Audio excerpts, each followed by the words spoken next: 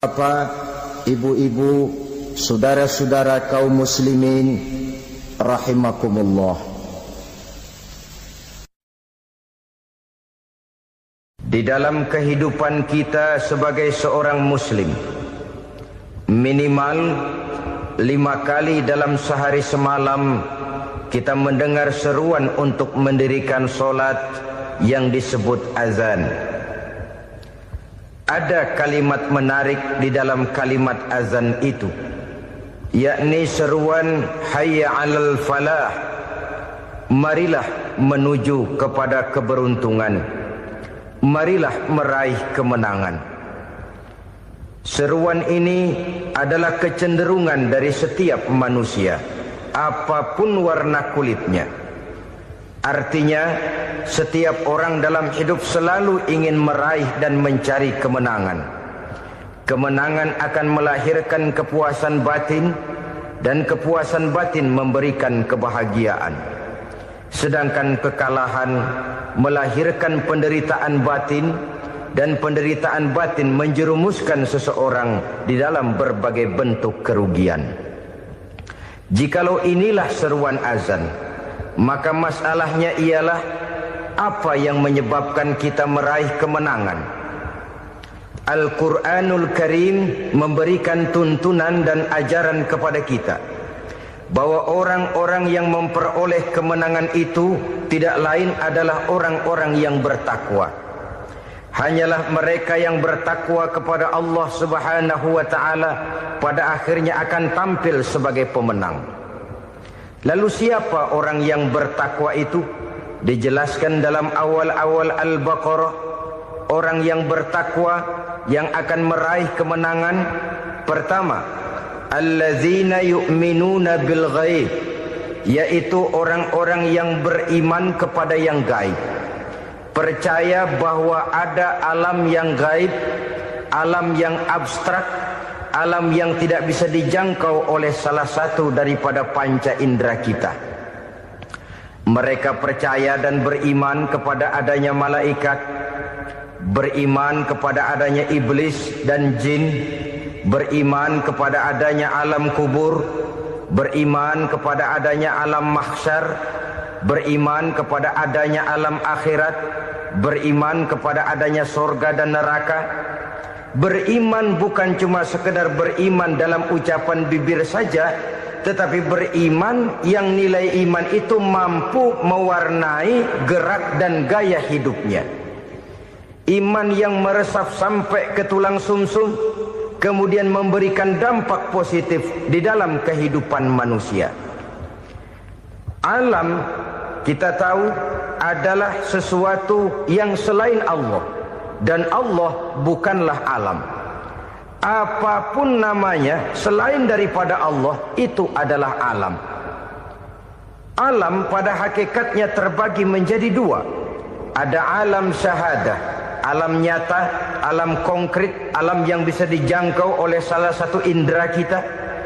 Kemudian ada alam ghaib, alam yang tidak bisa dijangkau oleh panca indera kita, alam metafisika, alam abstrak, alam yang wajib kita imani keberadaannya.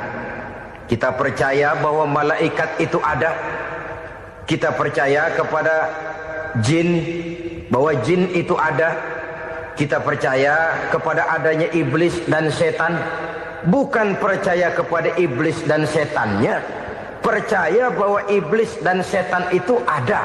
Itu termasuk salah satu daripada sifat orang yang bertakwa kepada Allah.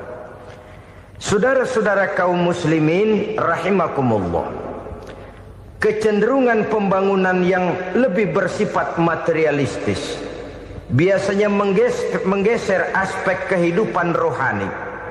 Orang berpikir empiri, dan dalam pola pikir yang demikian, maka alam gaib tidak lagi mendapat perhatian. Aspek kehidupan yang bersifat rohaniah malah mulai ditinggalkan. Akibatnya terjadilah kepincangan di dalam kehidupan kita. Pernah ada satu pengalaman pribadi dalam perjalanan kembali ke tanah air. Dalam pesawat di sebelah kanan saya duduklah seorang Jerman namanya Heiner Simonsen. Iseng saya ajak kenalan, saya ajak ngobrol, saya tanya dia. Saya bilang, Mas Heiner ini, kalau pesawat yang kita tumpangi ini jatuh ke bawah, kira-kira apa yang bakal terjadi, Mas? Dia bilang, kita semua akan mati. Begitu? Iya. Oke. Apa itu mati? Tanya saya. Dia bilang, untuk tahu apa itu mati, kita harus tahu lebih dahulu apa itu hidup. Saya pikir nih bule bisa ngomong juga. Baiklah, kata saya. Apa hidup menurut Anda itu? Oh, hidup itu dia bilang, kalau seluruh anggota badan kita bekerja secara normal. Paru-paru memompa darah secara normal, jantung berdetak secara normal, sel-sel tubuh bekerja secara fit, dan organisme tubuh hanya mau bekerja secara normal, dia bilang. Kalau kita memberi makan yang cukup, menu yang teratur, dan gizi yang lengkap. Saya bilang, kesimpulannya apa, Ner? Dia jawab, hidup adalah dari tangan ke mulut. Life is from the hand to the mouth, kata dia. Hidup adalah dari tangan ke mulut. Jadi masalah hidup tidak lebih daripada masalah isi perut. Orang pergi pagi, pulang sore, peras keringat, banting tulang, perut yang dibelain. Saya bilang, you are wrong. Sampean salah, Ner. Kamu orang Islam bukan? Bukan. Pantes. Kenapa saya salah? Dia bilang, ya jelas salah. Salahnya di mana? Kamu ini manusia. Kalau hidup cuma dari tangan ke mulut, saya bilang, kambing di kampung saya juga begitu pikirannya, Ner. Itu kambing di kampung saya, asal perutnya kenyang, sudah hidup dia. Perkara besok bagaimana, lusa prospeknya macam mana, bulan depan ada apa, kambing nggak pernah mikir. Di kampung saya kambing juga pikirannya begitu. Kamu Kristen ya? Tadinya. Loh kok tadinya, lalu apa sekarang kamu ini? Dia bilang, sekarang saya netral. Saya tidak beragama, tapi saya percaya kepada Tuhan sebagai pencipta alam. Saya ingat benar dia bilang, I haven't any religious, but I believe to God as the creator of the world. Kenapa bisa netral begitu, Ner? Habis saya bingung katanya. Islam bilang Islam baik, Kristen bilang Kristen baik, Hindu Buddha bilang Hindu Buddha baik, semua agama baik. Saya netral sekalian, nggak beragama. Yang penting saya percaya kepada Tuhan. Saya bilang, Ner, kamu ini kayak orang mau beli celana, lalu bingung. Yang satu bilang Levi's bagus, yang satu bilang Blue Jean hebat, yang satu bilang Wool England hebat. Celana ini hebat, celana itu bagus, celana ini hebat. Semua celana bagus, kamu bingung. Akhirnya netral, tidak pakai celana. Itu juga salah. Saya pikir-pikir, kemudian saya melihat bahwa dua pola berpikir Heiner ini nampaknya sudah mulai menggejala di lingkungan masyarakat bangsa kita. Disadari atau tidak, secara jujur kita harus berkata, dua pola pemikiran Heiner ini mulai berkembang di tengah masyarakat bangsa kita. Pertama, pola pikir materialisme. Hidup adalah dari tangan ke mulut. Masalah hidup tidak lebih masalah isi perut. Itu yang perlu dibela, dan disitulah arti kehidupan. Pergi pagi, pulang sore, peras keringat, banting tulang untuk mempertahankan perut. Kalau sudah kemari cara orang berpikir, maka buat apa percaya kepada yang gaib? Untuk apa sholat? Untuk apa puasa? Untuk apa zakat? Untuk apa menghadiri majelis taklim? Tanpa kepercayaan kepada yang gaib, hidup berjalan menurut alur empiris dan materialis. Kalau sudah ke sana cara orang berpikir, biasanya orang lalu cenderung menghalalkan segala cara. Hanyalah orang yang percaya bahwa akhirat ada. Hanyalah orang yang percaya bahwa alam kubur itu ada. hanyalah orang yang percaya bahwa malaikat itu ada, hidupnya akan lebih terarah dan terkendali. Karena kepercayaan kepada yang gaib, yang merupakan fase daripada kehidupan setelah hidup yang sekarang ini, mewarnai gerak pribadi seseorang di dalam dia melakukan kegiatan hidupnya. Pola berpikir materialisme, disadari atau tidak, mulai menggejala di lingkungan masyarakat bangsa kita. Hidup tidak lebih dari urusan tangan ke mulut, mulut ke tangan, tangan ke mulut. Asal perut sudah kenyang, hiduplah sudah. Perkara bagaimana prospek hari yang akan datang, bagaimana akhirat, tidak jadi persoalan. Ini yang oleh Nabi diperingatkan, ad-dunya sijnul mu'min wa jannatul kafir. Dunia adalah penjara bagi orang beriman dan surga bagi orang kafir. Dulu di zaman Belanda hadis ini pernah disalah tafsirkan, disalah artikan, digunakan sebagai senjata untuk mengkebiri dan membuat impoten umat Islam. Sudahlah umat Islam gak usah macam-macam, kata Belanda. Dunia ini kan penjara buat orang Islam, surga buat orang kafir. Di penjara jangan bertingkah.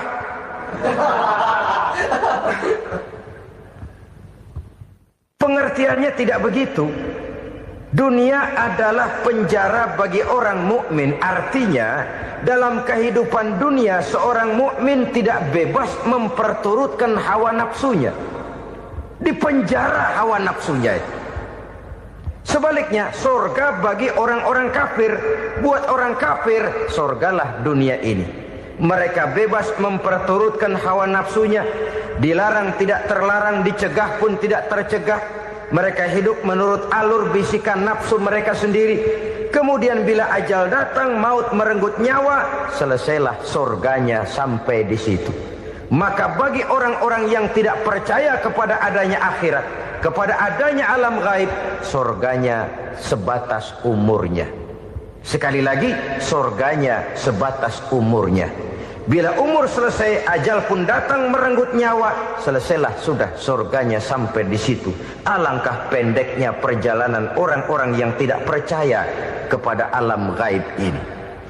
Bagi kita mukmin, jikalau kita mampu memenjarakan hawa nafsu, kita bisa bahagia di dunia ini. Dan Islam memang tidak menyuruh kita sengsara di dunia.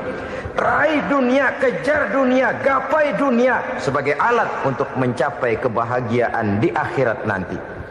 Hidup adalah satu perjalanan panjang yang terbentang sejak kita terlahir dari alam rahim sampai kepada alam akhirat nanti.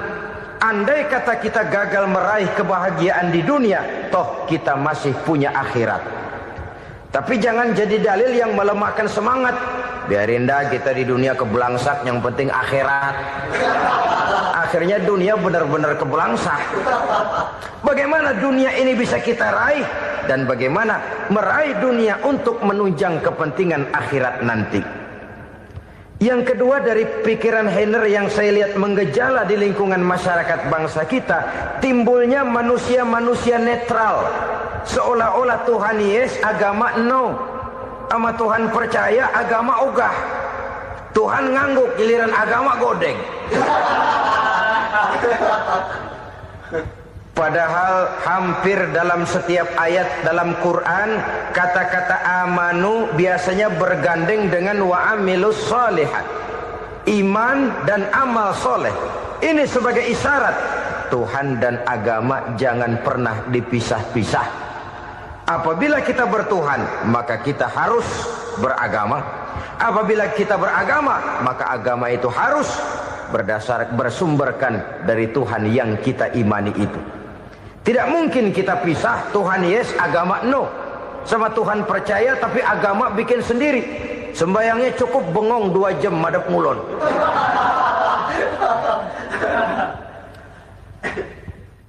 Saudara-saudara kaum muslimin rahimakumullah. Jadi dengan demikian, agama yang kita akui merupakan unsur mutlak di dalam pembangunan sekarang ini, merupakan bagian dari kehidupan yang menuntun kita bahwa di balik alam nyata ini, di balik alam syahadah ini ada alam gaib. Dan mudabbir, murabbi yang mengatur, yang menguasai, yang memelihara, baik dia alam nyata, baik dia alam gaib, tidak lain adalah Allah Subhanahu wa ta'ala. Di sana ada satu super power, satu maha kekuatan yang kita perlu bersandar kepadanya. Sebagai makhluk nyata yang hidup di alam nyata, berbuatlah secara nyata sebagaimana harusnya kita berbuat. Karena Islam jelas bukan agamanya orang pemalas. Islam jelas bukan agamanya orang yang mengajarkan setelah selesai sholat boleh duduk, nggelenggem ayam-ayam, ndelohom, menghitung bintang di langit sambil menunggu keajaiban. Tidak. Islam adalah agama yang mengajarkan apabila sholat sudah selesai kamu kerjakan, bertebaranlah di permukaan bumi, cari karunia Tuhanmu. Jangan hidup berpangku tangan menunggu keajaiban. Karena hidup bukan undian. Jangan berharap untung besar tanpa mau peras keringat. Tapi di sebalik itu toh kita juga harus yakin bahwa di sisi usaha nyata yang kita lakukan ada satu super power, satu maha kekuatan gaib yang menentukan berhasil dan tidaknya usaha kita. Kepercayaan kepada hal semacam inilah yang mendorong kita untuk mempunyai sandaran vertikal, agar jikalau usaha ini berhasil, kita tidak lupa diri dan lupa daratan. Jikalau usaha ini gagal, kita tidak putus asa dan buruk sangka, tidak cupik pandangan dan sempit hati, tapi mampu melihat persoalan dengan kacamata putih sambil husnuzon kepada Allah Subhanahu wa ta'ala. Kita percaya malaikat itu ada. Ada yang namanya Raqib dan Atid, mengawasi gerak hidup kita sampai kepada gerak hati kita.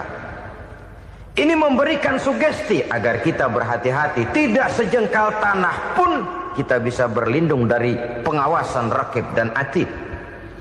Ada Munkar Nakir yang akan menyoal kita di alam kubur.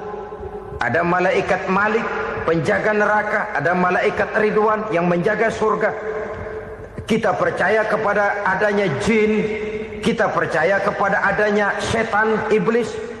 Percaya kepada adanya, bukan mempercayai si setan, si iblis lalu menjadikannya sebagai teman.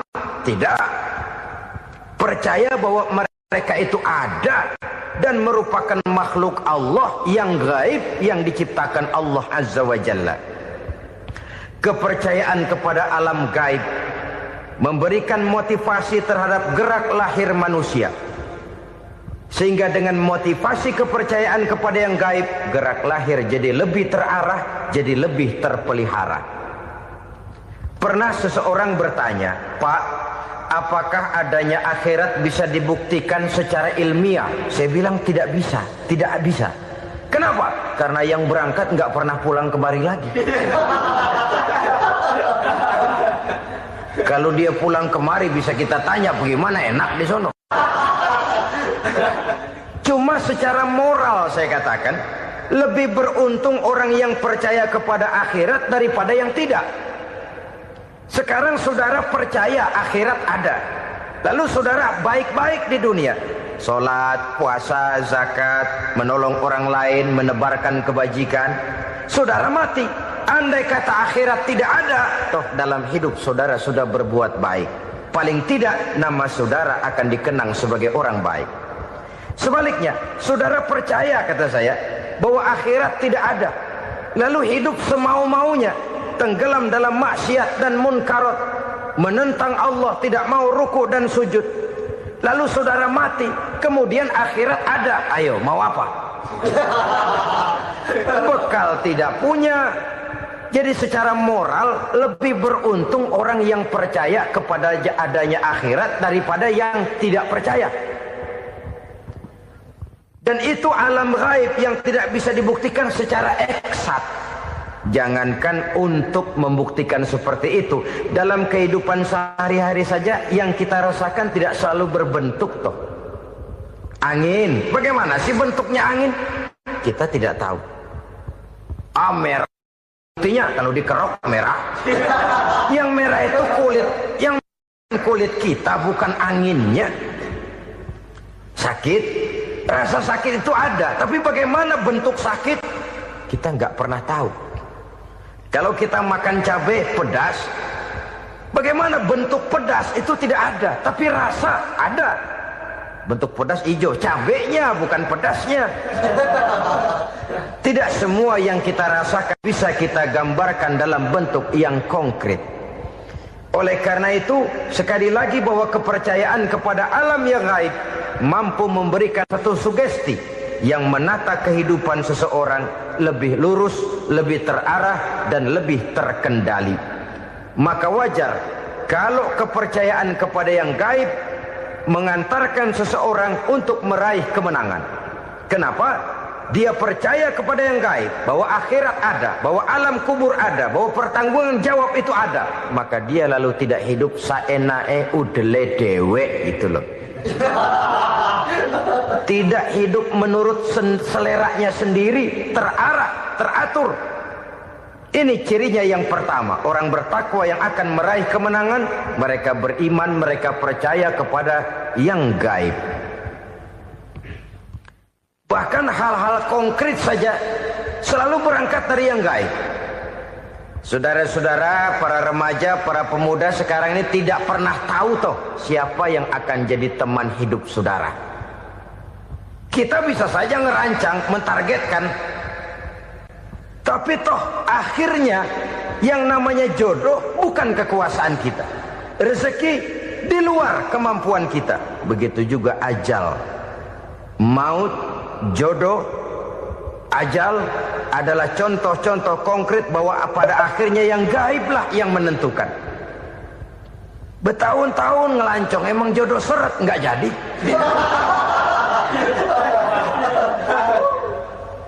Begitu kenal baru setengah malam nginep ditangkap hansip. Hal-hal semacam itu kadang-kadang kita berpikir suuzon, gilet, perempuannya cakep banget, lakinya rebek amat. Memang begitulah jodohnya. Memang begitulah jodohnya. Saudara hadirin ma'asyiral muslimin yang saya hormati, jadi hal-hal yang konkret saja kita yakini sepenuhnya ditentukan oleh satu superpower yang gaib itu tadi. Dari sanalah segala ketentuan itu berangkat dan kesanalah segalanya akan kembali. Maka kepercayaan kepada yang gaib meluruskan gerak hidup seseorang dan itu akan mengantarkan dia kepada meraih kemenangan. Satu. Yang kedua, wa yuqimuna shalah. Orang bertakwa yang akan meraih kemenangan itu adalah orang-orang yang mendirikan sholat. Kenapa sholat mengantarkan orang untuk meraih kemenangan? Yang jelas, inna sholata tanha anil fahsya'i wal munkar. Sholat mampu mencegah manusia dari perbuatan keji dan munkar. Banyak filsafat hidup yang terkandung di dalam sholat ini.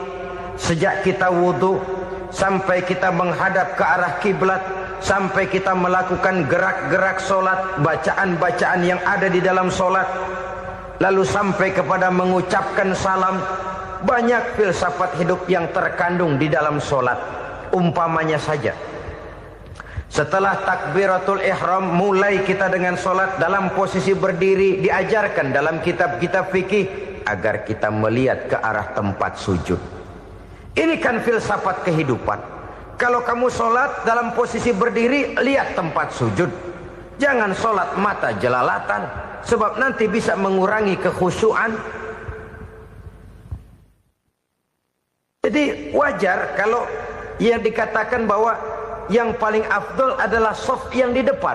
Kenapa? Secara harfiah pengertiannya akan lebih mengundang kekhusyuan. Kenapa? Kalau kita di shaf paling depan, di masjid umpamanya paling banter kita lihat tembok. Tapi kalau kita shaf di tengah atau di belakang, orang-orang di depan kita pun akan kelihatan. Yang bajunya loreng, yang bajunya genggang, yang bajunya macam-macam. Kita lihat, kadang-kadang kita pikirin, ada yang bajunya bolong. Kita sholat tapi dalam hati, ini orang bajunya robek yang nggak tahu apa.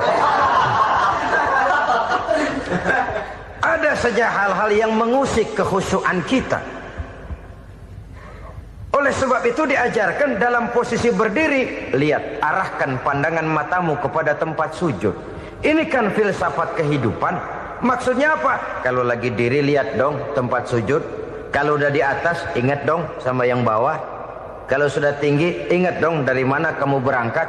Kalau sudah berkuasa bantu dong yang lemah. Kalau sudah kaya santuni dong yang miskin. Kalau sudah alim bimbing dong yang awam. Ini filsafat kehidupan. Dalam posisi berdiri kau lihat tempat sujud. Ini akan melahirkan kepekaan sosial di mana seseorang mau tahu kepada orang lainnya. Bagaimanapun kaya kita, tinggi pangkat dan jabatan kita, jikalau hidup hanya untuk kepentingan perut sendiri saja, rasanya belum membawa manfaat di dalam kehidupan kita. Tapi efek yang tertinggi sesungguhnya, solat mencegah manusia dari perbuatan keji dan munkar. Perbuatan keji dan munkar walaupun kelihatannya mendatangkan uang, membawa keuntungan, tapi itu keuntungan semu, keuntungan sementara. Dengan menipu orang lain kita bisa dapat untung, tapi tidak membawa berkah. Dan itu adalah kerugian besar dalam kehidupan kita. Maka untuk meraih kemenangan harus dimulai dengan membentuk kepribadian yang tegar, memiliki sandaran vertikal yang langsung kepada Allah Subhanahu wa ta'ala. Dan itu hanya bisa kita tempuh melalui jalur ibadah formal yang sudah ditentukan Allah, yakni solat yang 5 waktu. Untuk memperkuat itu ada solat-solat sunnah, rawatib, nawafil sebagai terminal kontrol cadangan untuk memelihara stabilitas temperatur batin di dalam kita berhubungan dengan zat yang maha gaib, yaitu Allah Subhanahu wa ta'ala. Orang sering bertanya, Pak, itu tetangga saya nggak sholat, duitnya nggak habis-habis, Pak. Nggak sholat tapi mobilnya tambah terus. Nggak sholat tapi usahanya makin maju. Tapi di sisi lain ada orang yang rajin sholat, rezekinya butak bener. Anaknya mana kurus, mana korengan. Saudara hadirin ma'asyiral muslimin rahimakumullah. Harus saya katakan bahwa solat memang bukan untuk cari duit. Solat adalah sandaran vertikal kita kepada Allah. Sedangkan soal rezeki itu berkaitan dengan sifat Allah maha pengasih dan maha penyayang. Allah maha pengasih, siapapun dikasih kalau mau usaha. Allah maha penyayang, tidak semua orang disayang oleh Allah Azza wa Jalla. Dan belum tentu banyak harta itu merupakan nikmat. Mungkin juga istidraj. Artinya istidraj itu dikasih tapi diambulin, kalau bahasa Betawinya itu. Dikasih tapi diambulin, itu bukan merupakan nikmat sesungguhnya, lebih merupakan azab dari Allah Subhanahu wa ta'ala.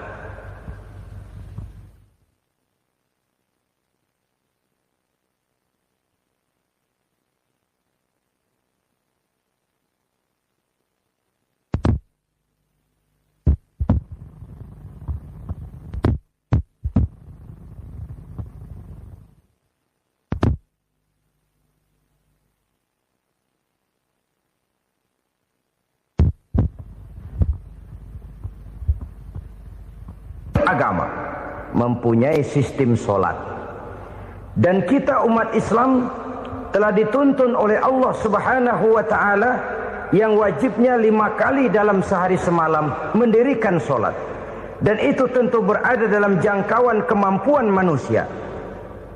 Pada awalnya barangkali kita memang merasa solat itu satu kewajiban, tapi semakin kita hayati makna, manfaat dan filsafat yang terkandung di dalam ajaran solat, semakin sampai kita kepada keyakinan bahwa solat adalah keperluan kita. Sehingga pada waktu tertentu dinilai puncaknya, kita tidak lagi akan berkata saya wajib solat, tapi kita akan berkata saya perlu solat. Kalau kita sudah merasakan itu adalah keperluan kita, nah di sanalah kita baru akan merasakan ruginya kalau hal itu tidak kita laksanakan. Sepanjang kita masih berkata saya wajib sholat, kita akan lebih merasakan dia sebagai beban ketimbang sebagai keperluan. Yang jelas Allah tidak memerlukan ibadah yang kita laksanakan ini. Dengan kata lain, andai kata satu dunia penuh ini orang tidak ada yang sholat satu pun, Allah tidak akan turun dari jabatan Tuhan. Jangan lalu berpikir kalau kita ngambek se-RW kagak sembahyang Tuhan tekor kali ini ya. Tentu tidak. Itu perlunya kita, bukan perlunya Allah.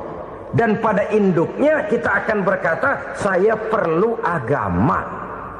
Kalau secara induk kita sudah memerlukan agama, maka konsep-konsep yang ada di dalam ajaran agama itu pun adalah juga merupakan keperluan kita. Baik dia bernama sholat, baik dia bernama puasa, baik dia bernama zakat, baik dia bernama haji, seluruhnya adalah keperluan kita.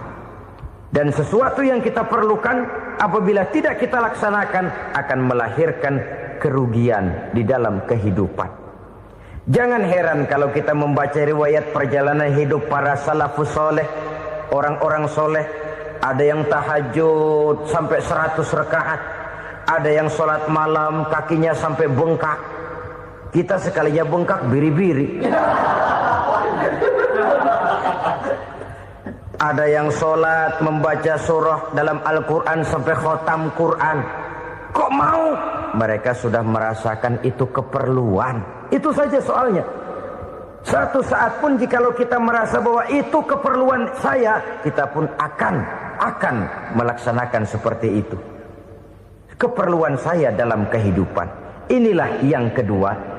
Yang ketiga, orang bertakwa yang akan meraih kemenangan itu, wa mimma razaqnahum yunfikun. Mereka membelanjakan sebagian daripada rezeki yang diberikan Allah kepada mereka. Mereka infakkan di jalan Allah. Ada satu dialog menarik. Satu hari seorang anak muda bertemu dengan seorang kakek-kakek yang sudah dikenalnya baik. Bertanyalah anak muda ini, "Kek, umur kakek berapa tahun?" 15 tahun, kata si kakek. "Anak kakek berapa orang?" 1. "Harta kakek berapa banyak?" 15 juta. Si anak muda ini bengong. Lalu protes, "Kok kakek bohongin saya?" "Kenapa?" "Saya tahu umur kakek 70 tahun. Kenapa ngaku 15? Saya tahu anak kakek 5. Kenapa bilang 1? Saya tahu kakek miliuner. Miliaran uang kakek. Kenapa ngaku cuma 15 juta? "Begini," kata si kakek tadi. "Benar, umur saya 70 tahun. Tapi dari umur yang 70 tahun itu baru 15 tahun terakhir ini saya merasakan ibadah kepada Allah. Meninggalkan maksiat, jauh dari segala macam munkarat. Maka yang 15 tahun inilah yang benar-benar saya rasakan sebagai umur saya. Benar anak saya 5, tapi yang 4 susah diatur. Cuman 1 rasanya nih yang bakal jadi si buah hati belahan jantung pelanjut cerita penerus sejarah. Cuma 1 ini yang saya harapkan, yang akan jadi anak soleh, yang akan membuat saya menerima pensiunan pahala. Kalau yang 4 apek dah, nggak ada harapan. Yang 1 nyekek botol melulu." Oh begitu, iya. Lalu kenapa kakek bilang harta kakek cuma 15 juta padahal saya tahu kakek uangnya miliaran, depositonya banyak? Ya karena 15 juta itulah yang saya ingat yang pernah saya belanjakan di jalan Allah. Saya merasa itulah harta saya yang sebenarnya. Yang miliaran yang saya simpan di bank kelak, kalau satu saat saya mati, akan jadi rebutan di antara anak-anak saya. Iya kalau anak saya soleh kayak yang 1 ini. Kalau yang 4 tadi udah tulen dia bakal berantem dah berebut tuh. Jadi 15 juta yang saya belanjakan di jalan Allah inilah yang saya merasakan benar-benar harta saya yang sesungguhnya. Dialog ini patut menjadi bahan renungan kita bersama. Diberikan kita umur 40, 50, 60, 70, 80. Berapa tahun dari umur yang diberikan itu yang jalan mulus, yang kita gunakan untuk melaksanakan ibadah? Banyak harta kita simpan di bank, di lemari, di dompet, di tas. Tapi berapa yang sudah kita depositokan di jalan Allah yang akan menemani kita di hari kita kembali nanti? Maka orang bertakwa yang akan meraih kemenangan, wa mimma razaqnahum yunfikun, mereka membelanjakan sebagian dari rezeki yang diberikan Allah di jalan Allah Subhanahu wa ta'ala. Ma'asyiral muslimin rahimakumullah. Zahirnya memang kita memberikan kepada orang lain, tapi hakikatnya kita menyimpan untuk diri kita sendiri. Kita memberikan kepada yatim piatu 25.000. Zahirnya kita memberikan si yatim, hakikatnya kan kita cuma nyimpan. Saya berikan, titip kepadamu, ini untuk saya di akhirat. Kau boleh belikan baju, kau boleh belikan untukmu makan, kau boleh bayarkan sekolahmu.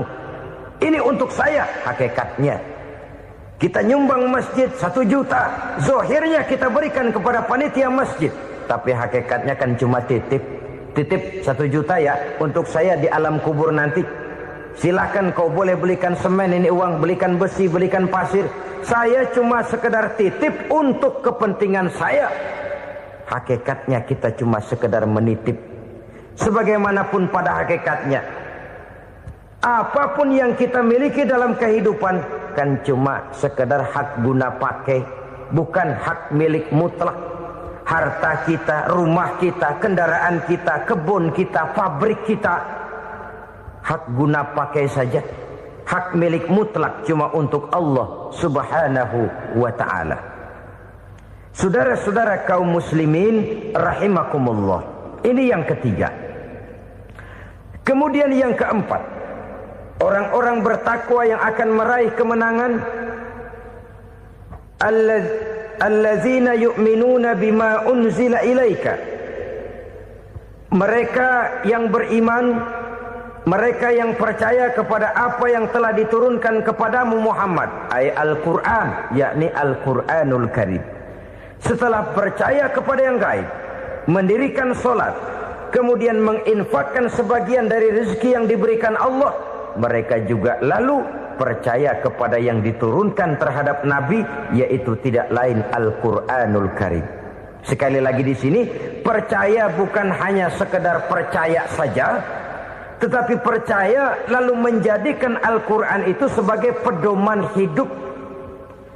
Sebab memang Al-Quran itu adalah GBHM, garis-garis besar haluan muslim. Apa yang harus kita lakukan, apa yang harus tidak kita lakukan, bagaimana mestinya kita bertingkah laku dan berbuat, seluruhnya tercantum di dalam Al-Quranul Karim. Itu sebabnya ketika satu hari Aisyah ditanya bagaimana akhlak Rasul, beliau menjawab, kana Rasulullah sallallahu alaihi wasallam khuluquhul Quran. Akhlak daripada Rasulullah tidak lain adalah Al-Quran. Jawaban simpel ini memberikan gambaran bahwa keseluruhan daripada konsepsi Quran sudah diterjemahkan dalam kehidupan Rasulullah sallallahu alaihi wasallam. Karena kita tahu akhlak adalah keseluruhan dari gerak hidup manusia. Sejak ia berpribadi, berumah tangga, bertetangga, bermasyarakat, sampai kepada berbangsa dan bernegara, Al-Quran tetap memberikan sentuhan nilainya. Oleh karenanya, orang-orang yang bertakwa adalah orang-orang yang menjadikan Al-Quran sebagai pedoman dalam kehidupannya. Dan kita yakini Al-Quran diturunkan kepada Nabi Muhammad bukan merupakan produk Nabi Muhammad. Isi dan redaksinya langsung dari Allah Subhanahu wa ta'ala. Kemudian cirinya yang kelima, orang bertakwa yang akan meraih kemenangan itu, wa ma unzila min qablika. Tidak hanya sekedar percaya kepada yang diturunkan terhadap Nabi Muhammad, yaitu Al-Quran, mereka juga percaya kepada apa yang pernah diturunkan kepada para nabi, kepada para rasul sebelum Nabi Muhammad. Percaya kepada adanya suhuf, percaya kepada adanya Taurat, percaya kepada adanya Injil, percaya bahwa Allah dahulunya sudah menurunkan Taurat kepada Musa, percaya bahwa Allah sudah menurunkan Injil kepada Isa, percaya Injil ada, Taurat ada, diturunkan Allah untuk Isa dan Musa, tetapi tidak wajib mengamalkannya karena kita sudah diberikan Al-Quranul Karim. Ini yang perlu saya garis bawahi. Kita percaya Allah telah menurunkan Injil dahulu kepada Isa. Kita percaya bahwa Allah telah menurunkan Taurat dahulunya kepada Nabi Musa. Kadang-kadang ini dijadikan dalih, dikacaukan pengertiannya. Quran saja mengajarkan bahwa orang yang bertakwa harus percaya kepada Injil, maka pakailah Injil. Apalagi kalau ayat sebelumnya ditilap, dihapus, dihilangkan, Injilnya yang ditekankan, maka akan terjadilah penekanan yang salah arah. Karena salah arah akhirnya bisa merusak dan menghancurkan akidah. Ketika Rasul suatu saat pernah ditanya orang, "Ya Rasul, bagaimana sikap kita sebagai muslim terhadap Injil yang ada sekarang?" Beliau menjawab, "La tukadzibuhu jami'an wa la tusaddiquhu jami'an." Jangan didustakan seluruhnya, jangan juga dibenarkan semuanya. Artinya, ini sudah merupakan gambaran dari Rasul bahwa dalam Injil yang ada sekarang masih ada ajaran-ajaran tauhid yang dibawa oleh Nabi Isa dan diajarkan kepada umatnya. Tapi juga dalam Injil yang sekarang ini sudah terkena intervensi dan investasi manusiawi. Karena itu Rasul menyimpulkan, la tukadzibuhu jami'an wa la tusaddiquhu jami'an. Jangan didustakan semua, jangan dibenarkan seluruhnya. Kita memang percaya Allah telah menurunkan Injil kepada Nabi Isa dulu, tapi kita tidak wajib mengamalkan Injil. Kita percaya Allah telah menurunkan Taurat kepada Nabi Musa, tapi kita tidak wajib mengamalkan kitab ajaran Taurat. Yang wajib kita percayai dan kita amalkan hanyalah Al-Quranul Karim. Kenapa? Oleh karena baik yang ada di dalam Taurat, baik yang ada di dalam Injil, tentu tercakup di dalam Al-Quran sebagai kitab terakhir yang diturunkan oleh Allah Subhanahu wa Ta'ala. Dan itu wajar. Kalau seorang pejabat mau mengeluarkan satu keputusan baru, tentu dia harus meninjau keputusan-keputusan lama. Andai kata dianggap tidak berlaku, dianggap tidak relevan lagi, maka keputusan-keputusan lama itu tentu sudah dianggap tidak berlaku. Sebagian daripada aturan-aturan dalam keputusan lama yang masih dianggap relevan tercantum dalam keputusan baru yang wajib diamalkan. Begitulah hubungannya antara Al-Quran, Taurat, Zabur, dan Injil. 4 kitab samawi yang diturunkan Allah masing-masing kepada Zabur untuk Nabi Daud, Taurat untuk Nabi Musa, dan Injil untuk Nabi Isa alaihi wassalatu wassalam. Ketiga-tiga kitab itu kita percayai adanya. Kita yakini Allah telah menurunkan Zabur, Taurat, dan Injil. Tapi kita tidak wajib mengamalkannya. Yang wajib kita mengamalkannya sekarang ini tidak lain hanyalah Al-Quranul Karim saja. Karena ia mencakup apa yang ada di dalam Zabur, apa yang ada di dalam Taurat, dan apa yang ada di dalam Injil. Keotentikannya bisa dipertanggungjawabkan. Ya, tapi kan Nabi Muhammad sudah mati 14 abad yang lalu, dan di zaman beliau Al-Quran kan belum dikodifikasikan, belum ditulis. Bagaimana keotentikannya bisa dipertanggungjawabkan? Mudah saja. Allah berjanji, "Inna nahnu nazzalna dzikra wa inna lahu lahafizun." Kami yang menurunkan Al-Quran dan kami yang akan menjaga dan memeliharanya. Allah turunkan Quran, Allah menjaganya. Bagaimana cara Allah menjaga Al-Quran itu? Banyaknya orang-orang yang hafaz Al-Quran. Hafaz Al-Quran 30 juz, 114 surah, 6.666 ayat. Sehingga jangankan satu kata Jangankan satu ayat, satu kalimat saja berubah, sudah akan timbul reaksi dan mudah dimengerti. Kenapa? Banyak orang-orang yang hafaz Al-Quran. Sedangkan pada setiap akhir tahun biasanya malaikat Jibril selalu mengadakan checking terhadap ayat-ayat yang diturunkan pada waktu itu. Di zaman Nabi sendiri sudah ada usaha kodifikasi. Dan yang lebih luar biasa lagi, sampai hari ini tidak seorang pun mampu membuat satu ayat saja semacam Al-Quran.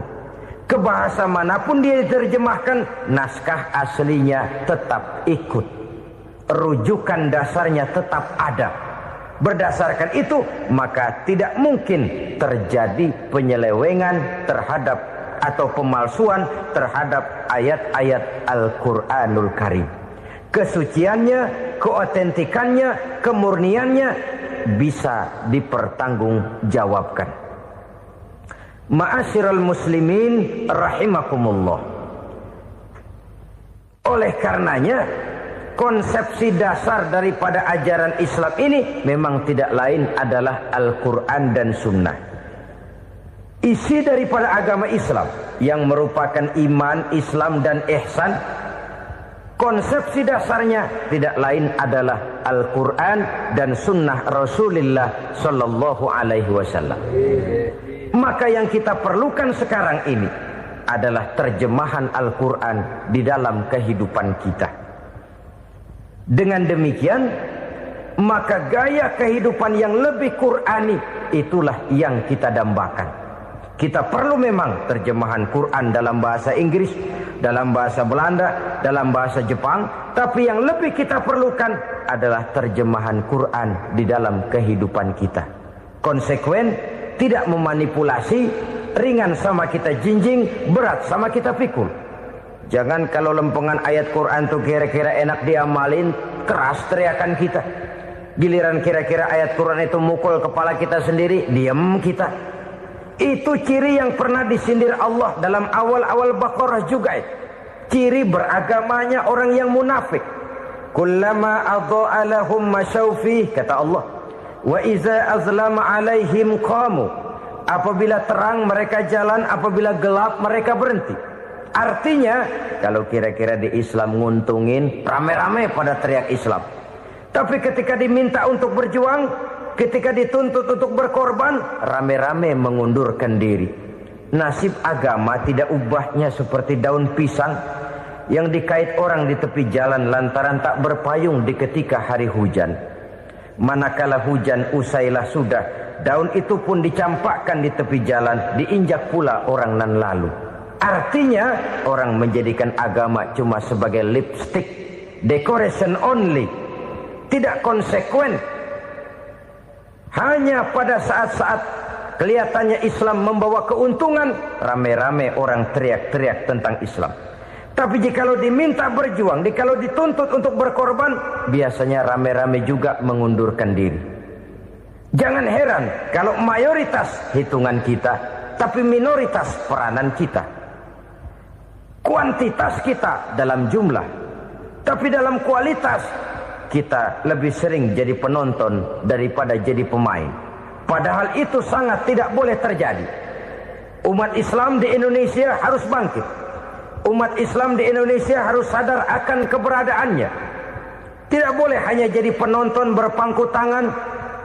Karena memang agama kita juga mengajarkan untuk konsekuen di dalam menjabarkan ajaran-ajaran daripada agama kita. Kita sering jatuh menjadi umat yang lemah. Oleh karena kita ini tidak pandai menggalang kebersamaan yang diakibatkan tidak konsekuennya kita. Diistilahkan bahwa umat Islam di dalam menggalang kebersamaannya itu harus seperti orang main sepak bola. Saudara-saudara kan tahu orang main sepak bola itu. Orang main sepak bola, kalau pertandingan belum dimulai sih silakan saja kumpul di luar lapangan, atur strategi yang baik. Tapi kalau pertandingan sudah dimulai, turun ke lapangan hijau, jangan kumpul terus. Ada sepak bola gotong royong, mundur-mundur rame-rame, depan ke depan kumpul melulu mainnya. Kalah. Orang main sepak bola itu ya harus ada penyerang tengah, harus ada penjaga gawang, harus ada strikernya, harus ada kiri luarnya, kanan dalamnya yang jadi backnya. Posisi boleh bermacam-macam, tapi yang penting saling ngoper untuk menggolkan gawang lawan. Begitulah umat Islam ini. Boleh ada yang jadi pejabat, boleh ada yang jadi pengusaha, boleh ada yang jadi petani, silakan ada yang jadi seniman, ada yang jadi penyair, ada yang jadi artis sekalipun. Tapi kalau sudah berhasil menguasai bola, jangan lupa operannya. Operan itu yang langka. Kita ini muslim kadang-kadang kalau sudah memegang menguasai bola, kalau belum mau mampus, belum mau ngoper. Nanti kalau sudah nggak punya bola, baru mau ngoper. Kalau sudah dengar-dengar mau dekat pensiun, baru mau jihad. Baru mau berjuang, baru mau ngurus pesantren. Tanda tangan sudah tidak laku, memo sudah tidak dihargai, baru mau berjuang. Kemarin kemana mas? Kita tidak pandai memanfaatkan posisi. Dengan kata lain, kalau kembali kepada persoalan kita, konsekuensi kita terhadap agama yang kita anut ini belum ideal. Kita masih lebih sering berislam ini pada saat-saat yang menurut perhitungan kita membawa keuntungan. Tapi kalau diminta berjuang, dituntut berkorban, yang itu pun hakikatnya adalah untuk kepentingan kita juga. Allah tidak pernah menuntut kita untuk jihad bagi kepentingan Allah, itu tidak. Berjuang menegakkan agama Allah, apakah untuk kepentingan Allah? Tidak. Untuk kepentingan kita. Sebab nilai-nilai jihad itu pada akhirnya akan membawa kita kepada suatu kebahagiaan. Setidaknya kalau tidak di dunia, tentu di akhirat sebagai syahid. Oleh karena itu, pada bagian akhir ini saya ingin mengajak, marilah kita konsekuen. Sekali kita berkitabkan Al-Quranul Karim, mari dia kita jadikan pedoman. Jangan cuma kita jadikan sebagai penghias dinding, pelengkap rumah, bahwa di rumah kita ada Al-Quran, tapi yang baca kecoa. Habis pada bolong tuh Quran. Yang penting kan punya Quran. Ditaruh di pintu rumah. Biar apa? Biar kuntilanak kagak masuk katanya. Ya apa itu nasib Quran, cuma kerjanya jaga pintu, ngusir kuntilanak, ngusir memedi. Bagaimana kita hidup menurut tuntunan Al-Quran? Kadang-kadang tidak pernah menjadi masalah bagi kita.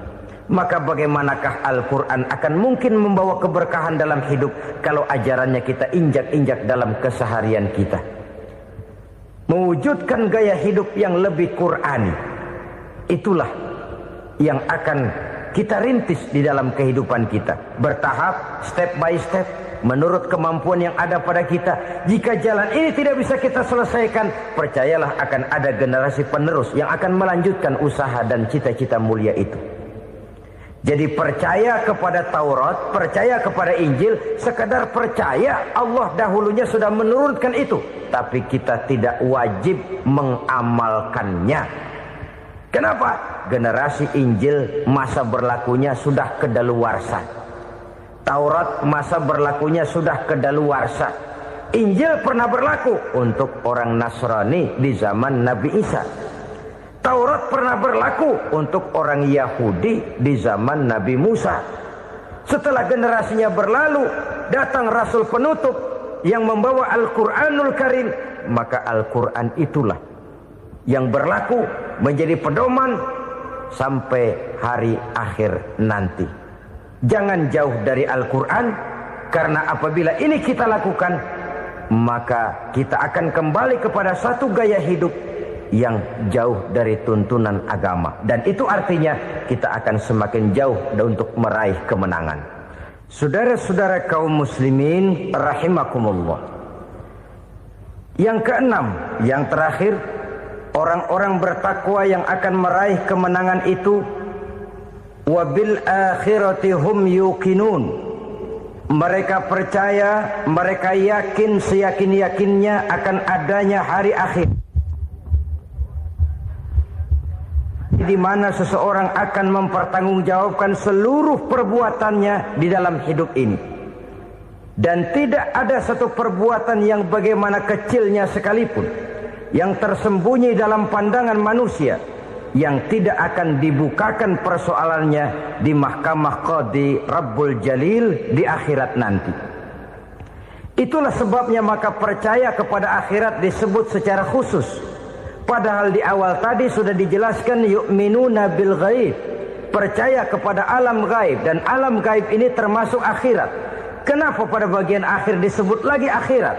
Karena ternyata bahwa kepercayaan kepada adanya akhirat merupakan induk dari kepercayaan terhadap adanya malaikat, setan, jin dan lain sebagainya, dan akan lebih memberikan sugesti dalam kehidupan manusia untuk meluruskan gerak hidupnya. Jikalau satu saat tergerak hati akan berbuat kejahatan, ingin mencuri, sadarlah, awas ada akhirat.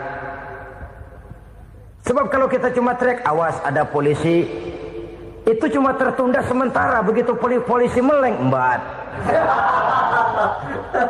Kalau kita ingin berbuat jahat cuma berteriak awas ada hansip, cuma sementara ketika hansip itu ada.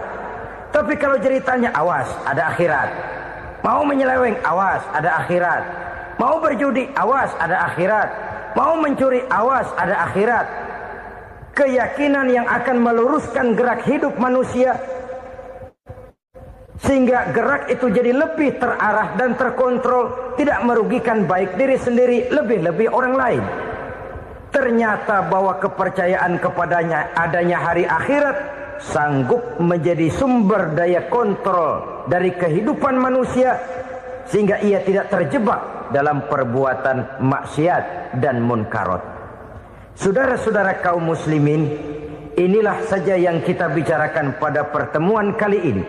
Semoga Allah subhanahu wa ta'ala memberikan kekuatan zahir dan batin kepada kita untuk dapat meraih kemenangan dengan beriman kepada yang gaib, mendirikan solat, membelanjakan sebagian dari rezeki yang diberikan Allah, percaya kepada Al-Quran, beriman kepada kitab-kitab yang diturunkan sebelum Al-Quran, lalu meyakini adanya hari akhirat. Terima kasih atas segala perhatian.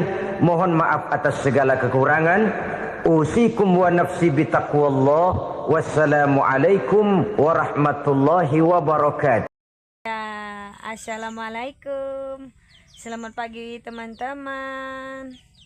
Kembali lagi di channelnya YouTuber cilik kita, Baran Arpadisani. Sekarang Baran sedang olahraga. Ayo angkat. Kamu mau kemana? Jangan siu ayam, sana olahraga lah, mana dibayang-bayang. Baran, itu bayang-bayangnya. Oke teman-teman, lihat ini jari-jari saya.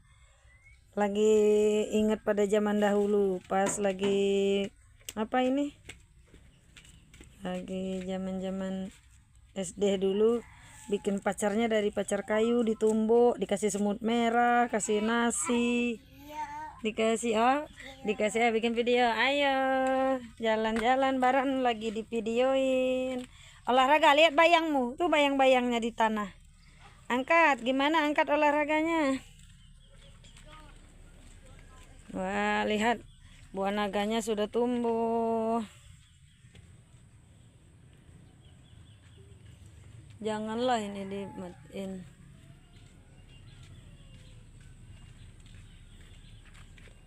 Ini udah tumbuh. Buah naganya lah tumbuh semua. Ayo sini, ada Kak Nijam. Ada Kak Nijam, itu dia. Baran kuat sekali gotong kayunya.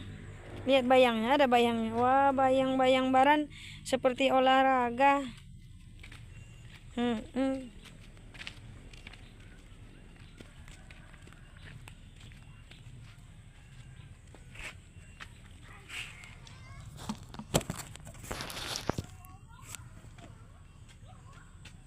ya. Oh, kelihatan satu. Ini kelihatan teman-teman. Kita lagi olahraga.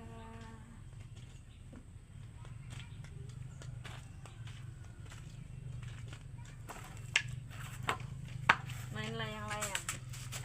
Situ. Kamu pegang ujungnya. ujung-ujung.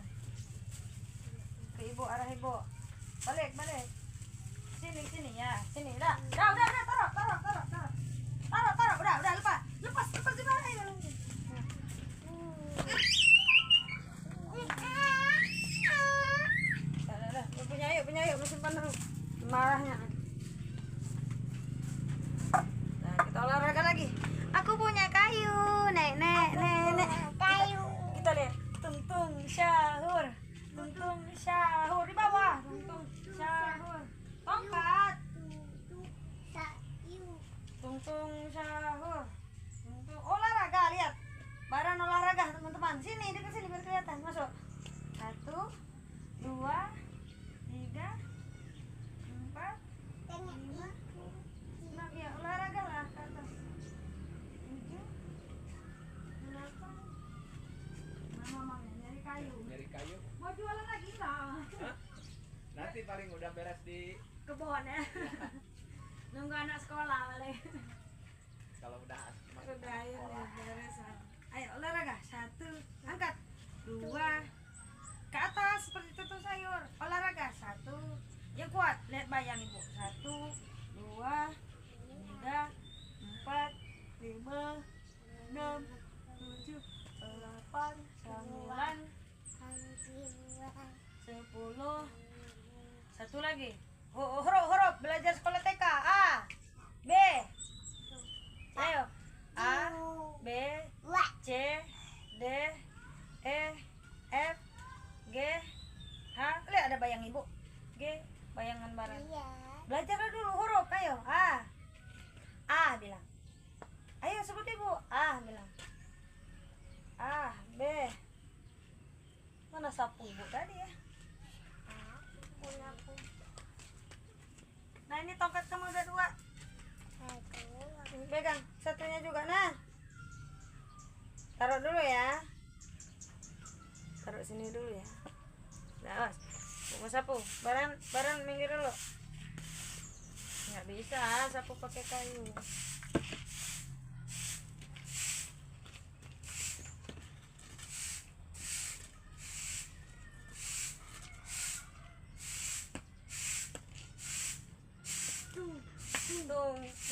Tung sayur. Udah ke sana.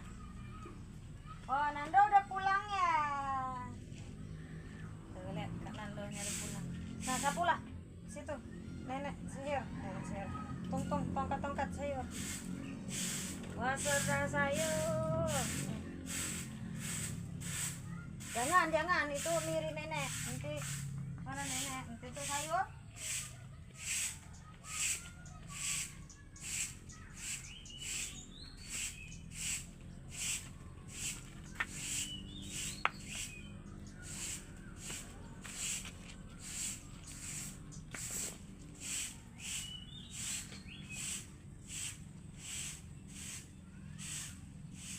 Tarik sana.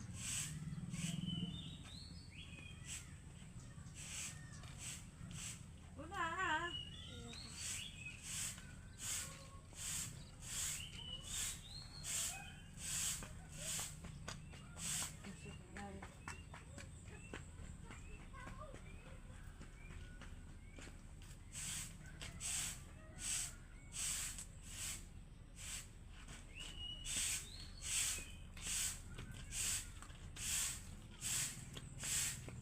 Kelihatan bayangnya barang. Ambil bulu ayam, ada bulu ayam. Ini bulu ayam. Ini bulu ayam ambil. Taruh dulu tongkatnya, taruh. Ambil tangan bagus. Angkat, bangun. Bawain bulu ayam. Pegang di sini. Bangun. Lihatin di HP. Teman-teman, ini adalah bulu ayam ya.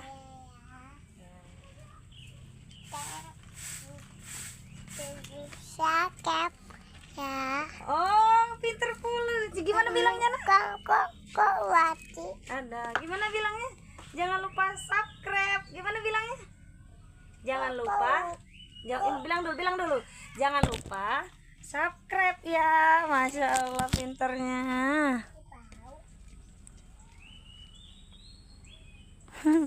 Gimana bilangnya teman-teman? Gimana?